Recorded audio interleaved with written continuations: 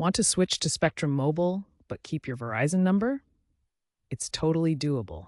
This video walks you through the process. Number porting lets you transfer your number from one carrier to another. Spectrum Mobile, an MVNO that uses Verizon's network in many areas, makes this transition smooth. Since they both use similar network infrastructure, compatibility is generally good. The FCC's Mobile Number Portability (MNP) rules protect your right to switch without losing your number. While physical SIM cards used to be the norm, many newer phones support eSIM, which can make the process even faster. Here's how the porting process works technically. Here's how to port your number from Verizon to Spectrum Mobile.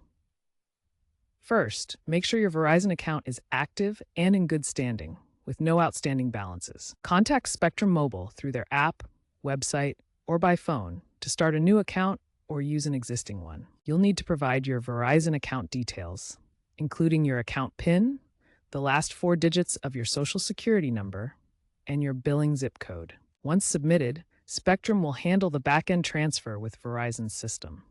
Porting is usually free, but Verizon may charge early termination fees if applicable.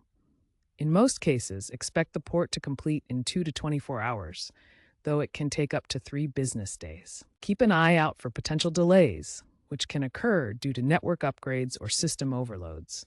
If issues arise, contact Spectrum Mobile support for assistance.